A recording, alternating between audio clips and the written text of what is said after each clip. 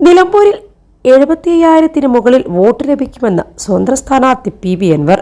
ഇത് അമിത ആത്മവിശ്വാസമല്ല, യാഥാർത്ഥ്യമാണ് പറയുന്നതെന്ന് അൻവർ പറഞ്ഞു.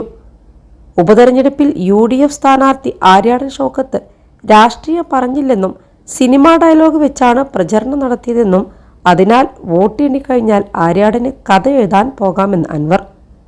സ്വരാജിന് പാർട്ടി സെക്രട്ടേറിയറ്റിലേക്കും പോകാം, പക്ഷേ ഞാൻ പോകുന്നത് നിയമസഭയിലേക്കായിരിക്കുമെന്നും അൻവർ ആത്മവിശ്വാസം പ്രകടിപ്പിച്ചു. LDF-ൽ നിന്ന് 25% വോട്ടും UDF-ൽ നിന്ന് 35% വോട്ടും തനിക്ക് തന്നെ ലഭിക്കുമെന്നും അൻവർ പറഞ്ഞു. നിലമ്പൂർ ഉപതെരഞ്ഞെടുപ്പിൽ മത്സരം UDF-ഉം LDF-ഉം തമ്മിലാണെന്ന ആര്യാടൻ ഷൗക്കത്തിൻ്റെ പ്രസ്താവനയ്ക്ക് 2016-ൽ ആര്യാടൻ ഷൗക്കത്തിൻ്റെ ബൂത്തിൽ താനാണ് ലീഡ് ചെയ്തതെന്ന് അൻവർ മറുപടി നൽകി.